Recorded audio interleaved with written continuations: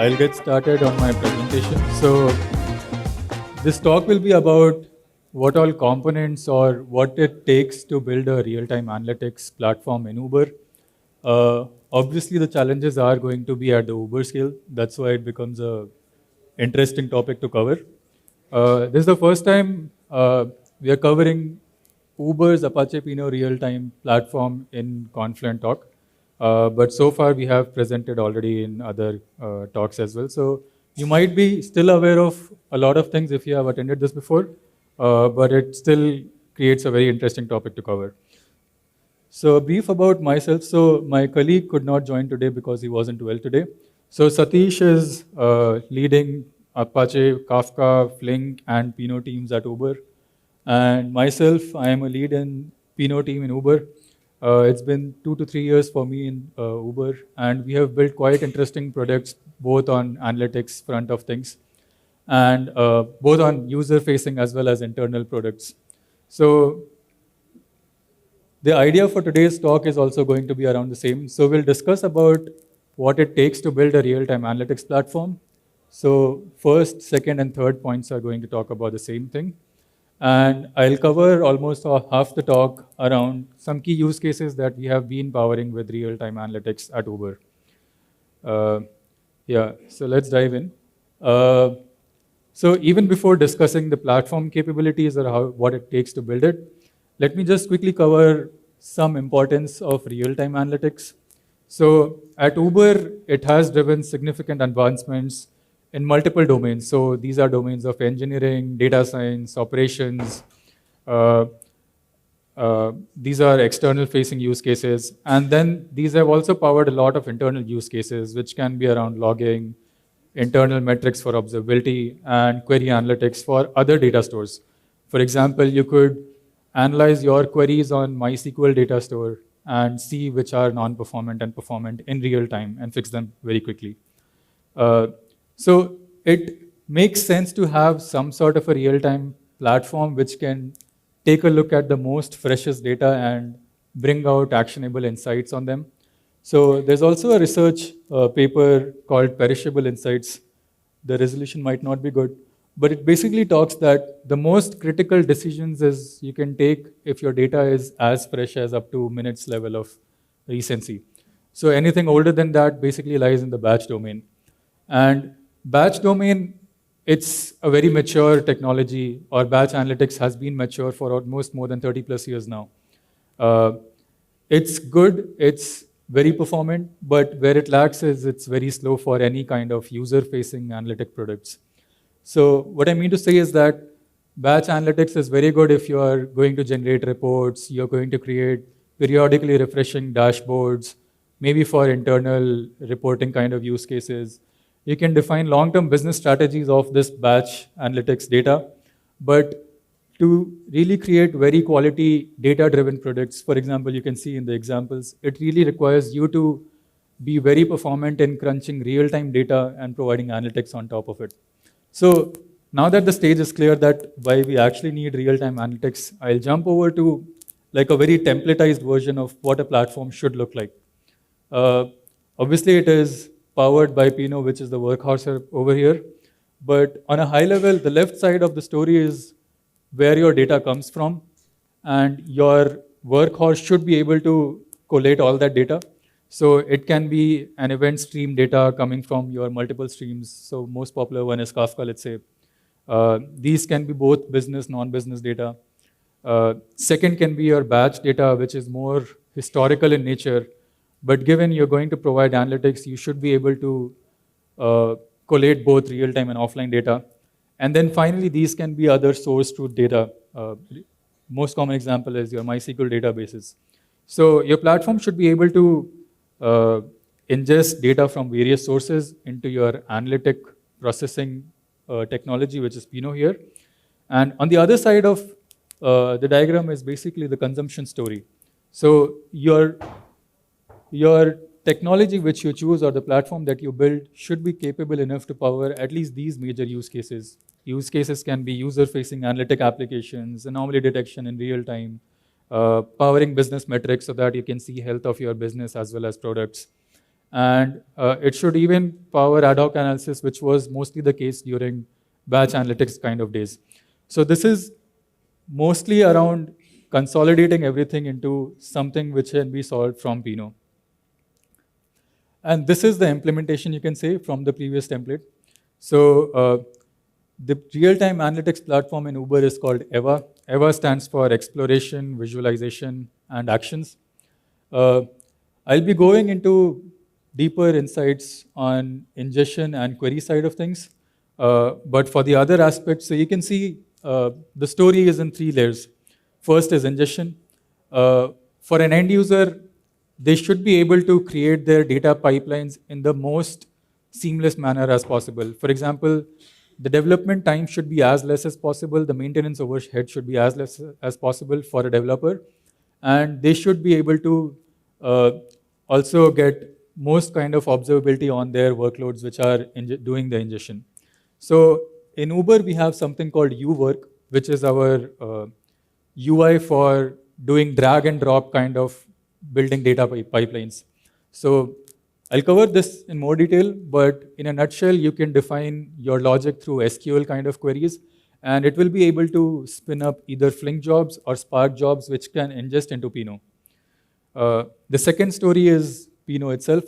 So this is the storage layer. We do not expose Pinot directly to our end users. That's mostly because you cannot give a lot of power to your developers, because then they also need to understand what entails with those power. So we have built a metadata service on top of Pinot, which basically helps us manage Pinot clusters and also manage data sets. So multiple tables can be created, managed, divided among teams. It also helps with access control on data and bunch of other things which are around data management. The last part is obviously the query side. So now that you have stored and processed your data, how do you expose it? We have built a neutrino service, which is basically a Presto-like query service on top of Pinot. This is an internal service. This again gives you SQL-like capabilities to query your Pinot tables. And then it has a very good integration with all of our internal toolings which want to query Pinot datasets. These are internal BI tools, Grafana for dashboarding. We have our alerting service, which is also integrable with Pinot. So you can generate alerts on the real-time data that you have aggregated and processed. And it powers a bunch of other custom UIs which are built by developers for their services. Yeah, so not to forget to mention that this is a tier 0 platform. That means that if this goes down, it impacts business. So we try to guarantee 999 availability for this. The crux is that we should be able to provide ingestion at high scale and queries at high scale with very low latencies. And this is what this platform is offering our developers and the end users. Yeah, going deeper into some aspects of this platform. So starting with, so just recall that we acknowledge that we need both stream and batch data to provide analytics on. So first story is how we process the streaming data and also ingest to Pinot. So how we do in Uber is that we also have a stream processing platform which is called Athena. Athena is powered by Apache Flink.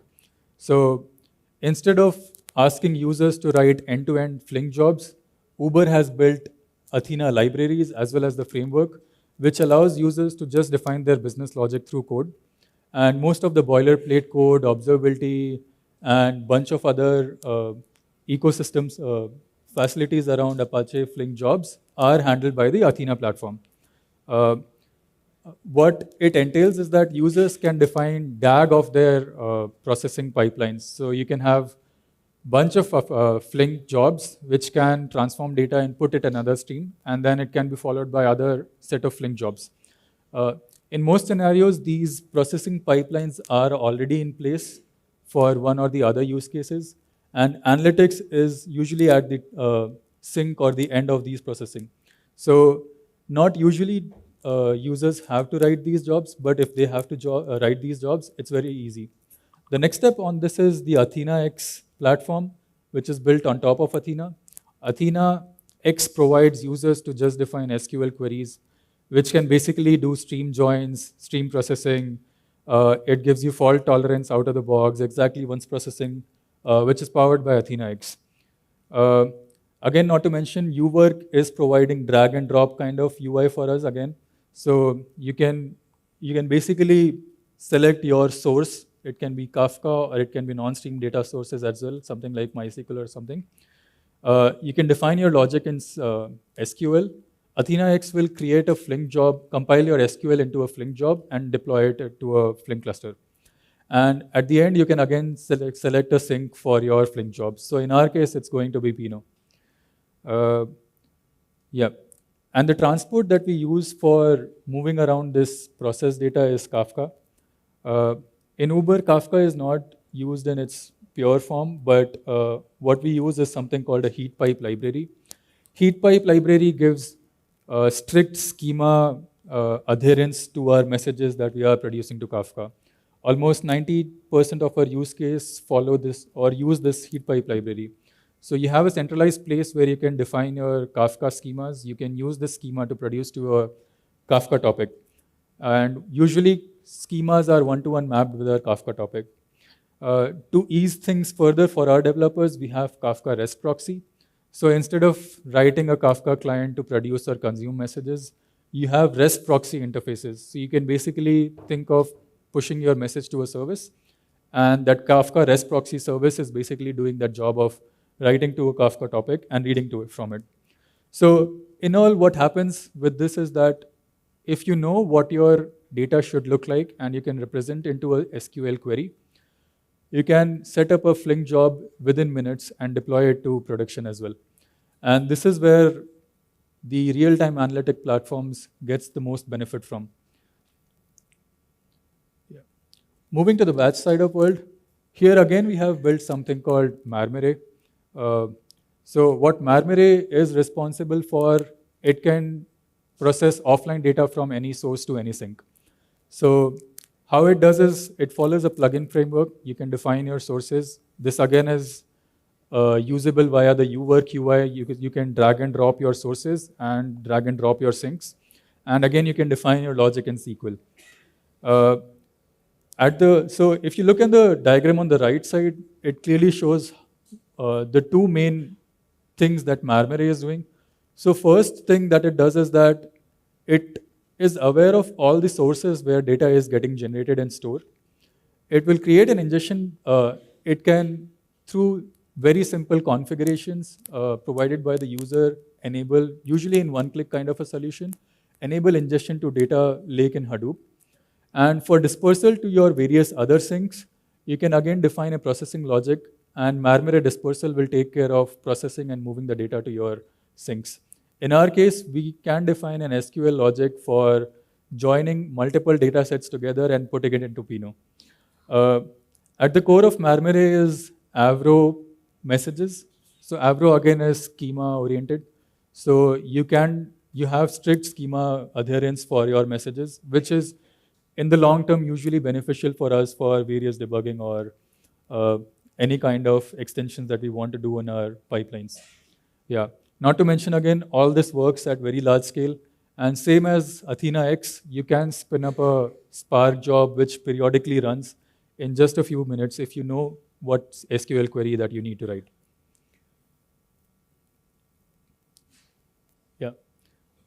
Okay, now we'll jump into exactly what Apache Pinot is. I'm sure Startree folks are also presenting today, so they can give you a much more detailed knowledge about it, but I'll try my best to cover Apache Pinot. So Pinot is fairly new, I would say, after Apache Druid and ClickHouse, but it has been able to grasp a decent enough market share. Some of the major users of Pinot are LinkedIn, Uber, Stripe, and Razorpay.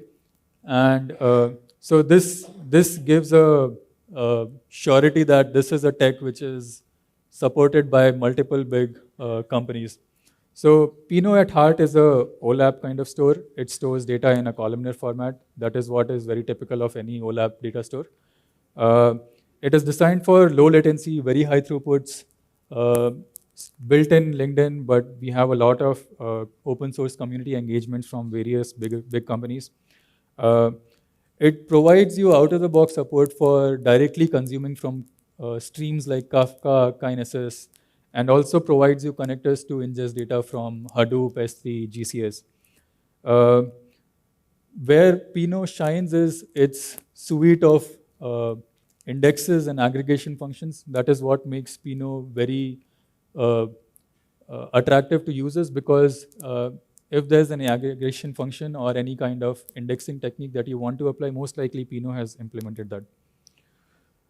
Yeah, and not to forget to mention, uh, you can also get these things from an OLTP system, but the challenge with OLTP systems are going to be that you need to spend a lot of time in your data modeling and data partitioning. But with Pinot, you just need to provide a completely denormalized view of your data, and the same data set can power multiple use cases without your need to remodel the data for each kind of use cases. Yeah. Let's quickly jump into what components make Pinot and how our stories of batch ingestion, real-time ingestion, and querying fits into Pinot's architecture. So we'll start with the three main components in Pinot, which are called server, broker, and controller. So servers are the main component which stores your data, and the data is stored in units called segment. And each segment is basically a bunch of rows, and each segment is a self-sufficient index as well. So you can think of a table as a set of segments, and when you fire a query to a table, it is basically executing those queries against a segment. And this model basically helps Pinot also to scale horizontally, because you can have, so if you want to scale up, you can add more hosts, and these segments get distributed across those hosts. And this offers you horizontal scalability. Above servers, we have brokers, which are basically querying your data across servers. So broker federates data across all the servers, and servers are federating data across the segments that they store, and then gives you that aggregated query result. Controller is basically the cluster management component. So all these three components are basically participants of something called Apache Helix, which is again a library built by LinkedIn, which depends on Zookeeper and helps with cluster management and bunch of other Pinot-related operations. For example, every time a segment is consuming from a Kafka topic, it needs to be periodically committed to disk, and the offset checkpointing needs to be done. So the segment commit protocol is also something which is managed by the controller by relying on Zookeeper. The fourth thing is we have deep storage options. So think of a scenario where your servers can go down for a very long time, and you might have a data loss kind of scenario. Let's say a disk gets corrupted on your servers. So we also have a deep store option to keep a periodic backup of all our Pinot data into HDFS or S3 or whatever you want to configure it with. So in case of a total disaster, we still have the capability to recover from HDFS. Yeah, this was the story on ingestion and storage side of things, and also query. Yeah, and finally the indexing strategies. So yeah, again, as I mentioned, we have a suite of indexes. Some of the most common ones have been listed here. Yeah. So coming on to the part of how do we query Pinot at Uber. So Pinot is a fast evolving technology. I think it will slow down from now, but over the last couple of years, there have been a lot of enhancements done. So when Pinot came out, the way to query Pinot was through Pinot query language. It wasn't the most versatile one, so that is the reason why we had to build something in-house in Uber, which is called Neutrino. So Neutrino is a internal fork of Presto for us. How Presto works is there is a coordinator where you send your query, and then there are workers which can basically fetch data, do processing on the data, and then aggregate the result and send back to the coordinator. In general terms, Presto is not a real-time query system. It would take a couple of minutes, and mostly because so far it's usually been integrated with batch kind of systems. So we modified Presto to work with Pinot. How we did was that we And the reason for that is also because there are gaps in Pinot query language. Pinot query language, for example, cannot support common table expressions, something like with as clause. It won't even provide support for UDFs, which generally users can define in a big organization. And there are a bunch of other gaps in the kind of functions that are available in that weren't available in Pinot, but can be provided with Presto. One more thing to mention is that users are pretty much aware with Presto syntax. So asking them to move from Presto to PQL is another challenge. So that is where Neutrino was built.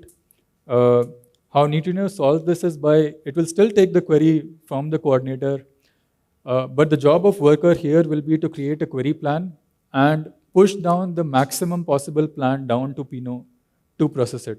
So thereby we leverage the low latency efficiencies from Pinot, but we are also able to combine with the diverse set of functions and more flexible query expression techniques from Presto. This is still one of the major ways how we query Pinot. But yeah, as I mentioned, Pinot is fast evolving. Pinot recently, with version 1.0, introduced distributed joins kind of queries, which wasn't possible in V1. What it basically entails that you have more Presto-like functionalities natively supported or provided by Pinot. So your joins can happen by data shuffle and aggregation on Pinot servers. This will mean that your latencies will increase, but it is very good to remove that boundary which we had with batch systems and the real-time analytics systems. So here what we have tried to do is we have created a pass-through proxy for Pinot. So now join kind of queries which are very complex in nature, which cannot be solved with Neutrino, can still be done by Pinot on the newer version of Pinot. Yeah. Moving forward. Yeah, I'll cover 3 main use cases in Uber, and this should basically highlight how our analytics platform has helped this. Starting with the first one. So this is the most typical example you can see of a user-facing application which takes in analytics, which provides analytics as a feature. So this is how a typical restaurant manager page looks like to a restaurant owner. It has bunch of analytical numbers crunched in. It will so the key highlights is it provides customer satisfaction insights, something like your average rating for your meals, categorical feedback on different aspects of your food, and which helps identify area improvements on food quality. It gives you sales analytics, crunched up like total data, total sales number, highest selling product, things like that. And then it also provides you service quality metrics. For example, what is your acceptance rate? What is the turnaround time or delivery time for your food? And things like that. So yeah, it empowers the restaurant manager to basically improve their services for their customers. And this is only possible if we are able to provide them real-time insights into their data. So I'll take one example how this is being solved, and this is exactly this is everything that you need to do. And you can, if you want, do it within few minutes if you want to productionize this kind of use case. So the case study is about potential earnings. Potential earnings means that, let's say a restaurant goes offline for a couple of while and there have been orders somebody wanting to do. Those will come in as unfulfilled orders, or sometimes the restaurant itself can cancel a few orders. Those will come in as cancelled orders.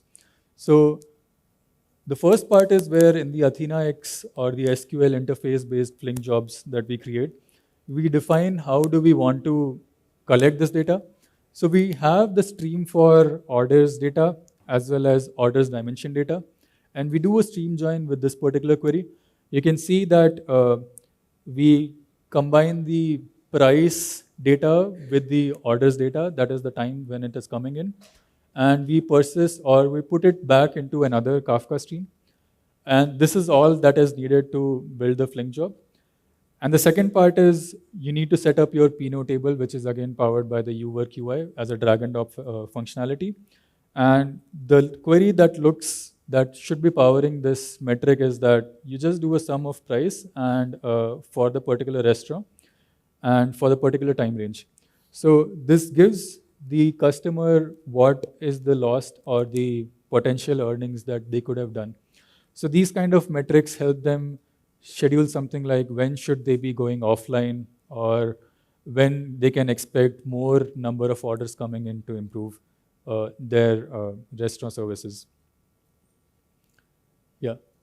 Coming to the next use case. So this is an internal as well as external use case. This is called uMetric. The main motivation for this tool is we want to standardize all the business metrics. I'll again try to cover this one with one example. So on the left, you can see, so there can be a driver partner who gets a request to for a trip that is amounting, let's say, $25. In some cases, the driver might want to wait out for a better trip offer. And in that case, what can happen is that drivers do not generally accept your ride request. So to solve this, Uber devised something called a network value. What network value means is that in case you go to a location A, you have better chances of getting more rides in that location A versus going to the location B. So instead of completely rejecting a low-priced trip, the driver can accept the trip which has a higher potential of future earnings. And how this is solved is that forecasting for a region, for a time, is done through machine learning, which requires real-time data for the trip's demands for multiple locations. And this is where uMetric comes into picture. So uMetric should be able to provide you metrics on demand for location for every time duration. So how uMetric tries to solve or standardize metrics is, so these are the key pillars. Some of the important ones are uMetric provides a single place to define your metrics. It is very important you do not define duplicate metrics. The problem with duplicate metrics is that it's not going to be, so let's take an example of completed trips. Now, a team can define completed trips in a slightly different way than from another team. And this will be more like a green apple to a red apple comparison. Both would be similar, but both would be slightly different in the way it has to be interpreted. One of the common challenges, the source of data for completed trips can be from a real-time store, something like Cassandra. But for the other team, it can be something powered by a Hive data source. It may be same, but it is very hard to even verify between these two data sources. So it's very important to have a common definition for metrics. Once you have a common place, it also becomes easier to discover these metrics. We also need to have a proper plan how these metrics should be computed, because it cannot be, in most cases, the metric is not coming from just single data source. It requires joining between multiple data sources. And next step is you also need to ensure that the computation is done in the most efficient manners, because sometimes developers can do a costly implementation just to save time. But when you offer it as a platform thing, you make sure that the efficiency is taken into consideration, because you'll be doing it for once and doing it for all the users. Yeah, we can also provide data quality and some SLA guarantees around these metrics. So for example, once this is a platform solution, you can guarantee something like your metrics will be as fresh as, let's say, 10 seconds. And your query latencies will be restricted to 1 second. So any queries will complete within 1 second. So all this is possible if you have a standardized metric platform, which is called uMetric and Uber. Yeah. So yeah, as I was talking, the problem was due to unambiguous duplicated metrics and due to multiple data sources for these metrics. So it is, we can see on the right how it easily sums up. So instead of having a spaghetti data pipeline kind of architecture where every team handling one branch of processing.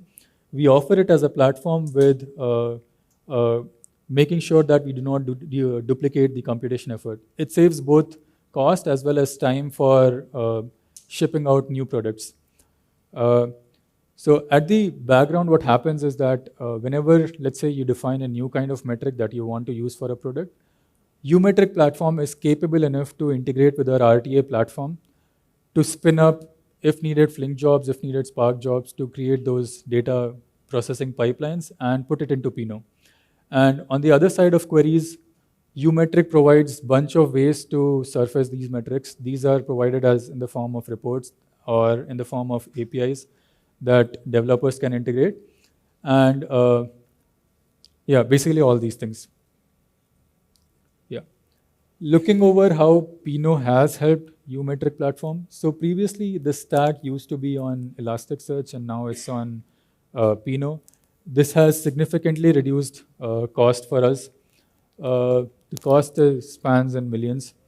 Pinot has also provided horizontal scalability. Previously, we had Logstash being the bottleneck over here, but with Pinot, we can easily horizontally scale on demand. Pinot also has been set up in an active-active manner. What it means is that we have two regions, both computing the same data, both ingesting the same data. And in case of failure in one region, we are easily able to fail over to the other region. This is very crucial for powering external user-facing applications where we ensure that the availability should be as high as possible. Yeah, and with Pinot, we were able to basically eradicate multiple technologies. So for example, for any offline processing, we were heavily relying on materialized views created by Spark jobs. But with Pinot, we are able to basically have an abstracted table which has both the offline ingested as well as the real-time ingested data and offer it as a single solution for multiple things. We also, so on the right, you see there are new features in Pinot and these have been solely contributed by Uber to Pinot.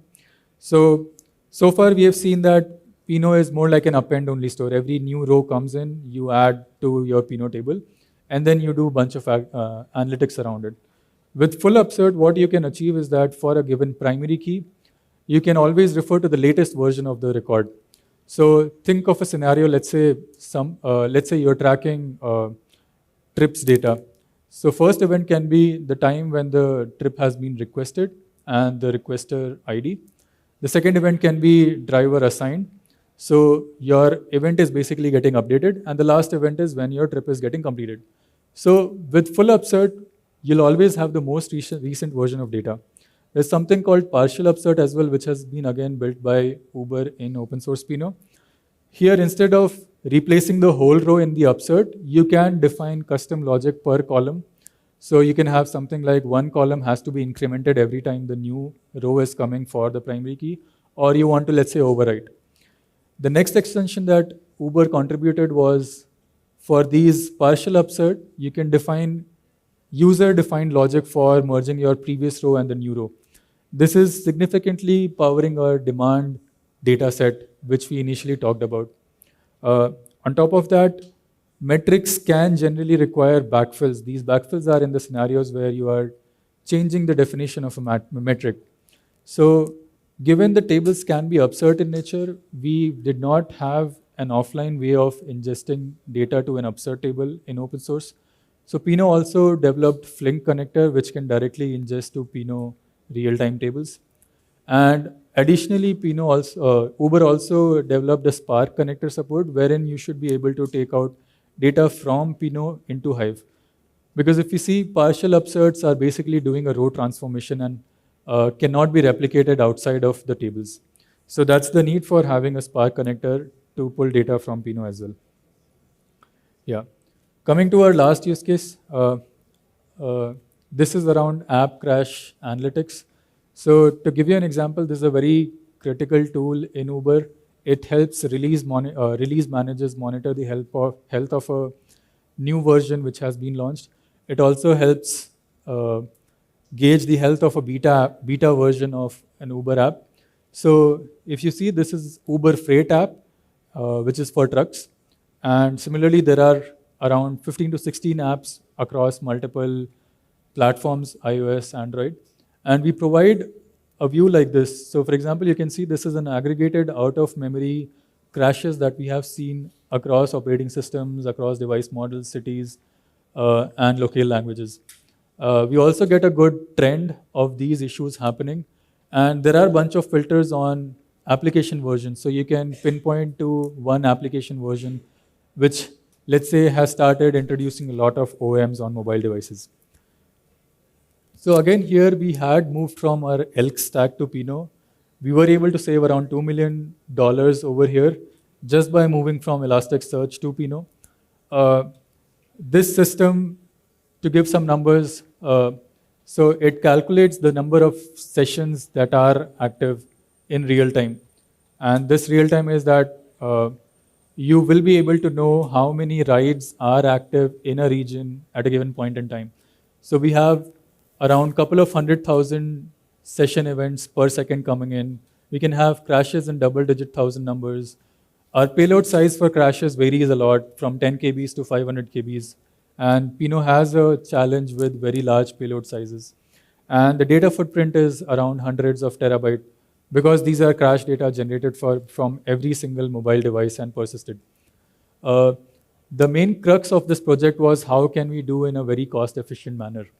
And some of the other open source, not the open source, but the enterprise solutions for this are Bugsnag, Firebase, Sentry, you would be aware of. Looking quickly at what it powers, so we provide 45 days worth of data for analytics. We are able to achieve this by rolling up the data at 10 minutes, 1 hour, and 1 day granularity. So in a single Pinot table, you can have real-time stream ingesting, as well as the rolled up data that we roll up every 10 minutes, 1 hour, 1 day. So this is more like a hybrid setup, and that is what helps us do 45 days worth of analysis. We normalize the crash data. So crash payload can be very large in size, but you do not need to store crash payload for every crash because these are repeating in natures. So we created a separate crash payload table and another crash events table. Crash events will give you various dimensions like operating system and a bunch of other things. And the crash payload, you can do a single lookup. So you require an application side join here, but it significantly improves data storage as well as query performance on Pinot side. Finally, to count distinct sessions active in real time, we utilize something called hyperloglog. This is a probabilistic data structure, and Pinot natively supports it. So very early in our pipeline, we start creating these hyperloglog objects. And Pinot provides native support for aggregating these hyperloglog objects to do distinct count kind of queries in Pinot. And we apply a bunch of indexes over here. We have inverted indexes to do performance filtering. We have range indexes to do time range kind of filtering. And this was also one of the earliest use cases in Uber to utilize text indexes. So basically, you can search your crashes happening based on a class name or your error message. So yeah, all in all, this has been a very powerful use case powered by Pinot, and also in a very cost-efficient manner. It is so cost-efficient that at one point we also tried to evaluate other technologies like Bugsnag, Firebase, but our internal tool was so cost-efficient that we never had to rely on the enterprise solutions. Yeah, that is it from my side. I'm open for questions. One on the Kafka side and the other one on the Pinot side. On the Kafka side, you explained about heat pipe is something which you are using for schema registry and things, right? Yeah. Do you handle PII reduction and schema evolution also at that side? And like, what's the Uber's philosophy of handling maybe some like schema evolution or like planning to shifting towards left is what your planning is? If you can just double click on that part. Yeah, that's a good question. So in Kafka side, we have access controls for PII data, and most of our tooling that is consuming from Kafka or surfacing data from Kafka is mature enough to even do column level PII access. Regarding schema evolution, so heat pipe schemas have been enforced to be always backward compatible. So things like removing a column or changing a data type is not allowed. So that is something which helps us do schema evolution. And also these schemas are versioned. So you can have one set of applications relying on schema number, let's say 5, but newer applications can rely on a later schema version, let's say schema number 7. Yeah, hope Got that it. answers. Yeah.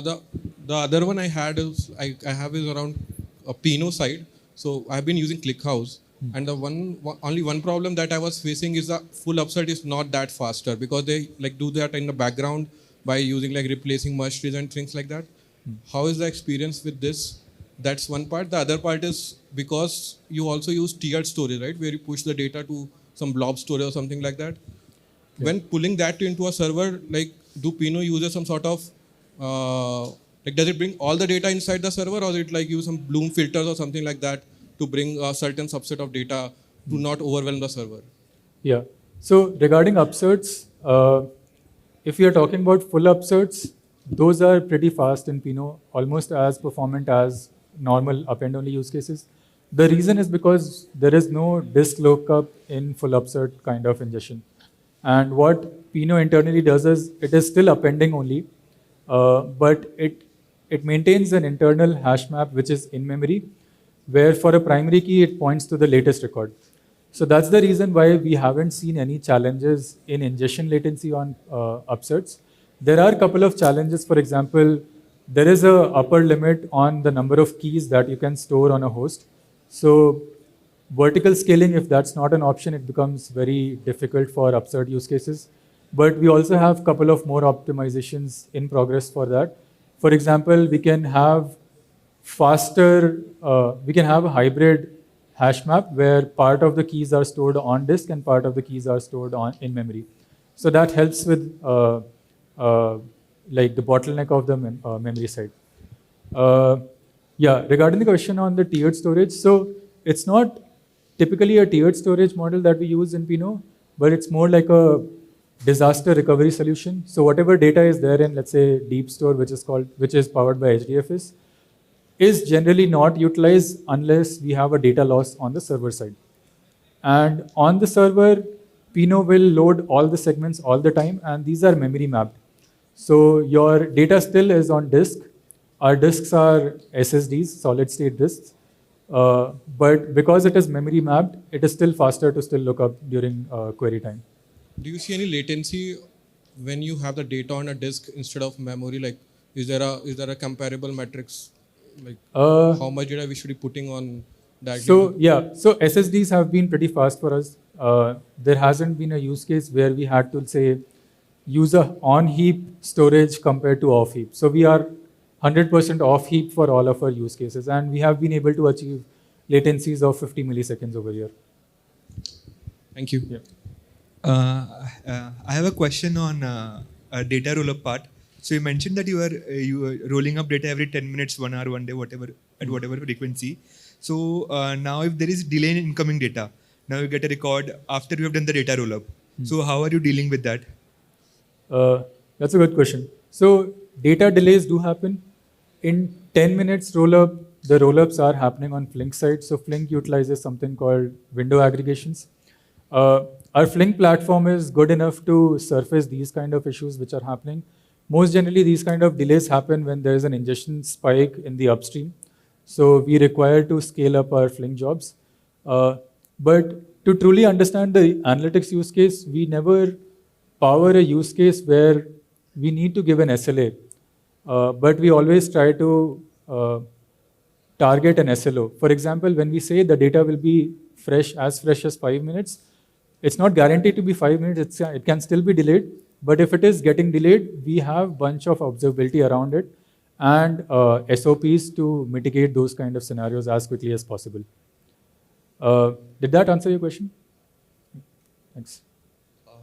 You said you're using Pinot, so are you using star tree index also, like for pre-aggregation and? Yeah, so star tree index have challenges around them. We only have very handful use cases where we use it. But in most scenarios, we do prefer data modeling can solve things a lot. So for example, the 10-minute rollups is something which can completely avoid us to create star tree indexes. So the challenge with star tree indexes will be you are still having event level data, but at the end you only are interested in a rolled up data. So it doesn't make sense to persist that data and also incur the cost of adding a star tree index if you have the option to roll up that data. Okay, so also in hybrid table, you have upserts in real-time table, but in offline table, there is no upsert. So how do you handle upserts in offline table? Yeah, Because good. multiple records can. Yeah, good question. So in the uMetric, this is what I wanted to stress on. So upsert tables are completely real-time tables. That means it has to be always ingested by a stream. The restriction for it is because your stream needs to be partitioned on your primary key. And that's why you cannot have upserts in offline table. So how we solved for ingesting offline data in upsert tables is by creating the Flink connector.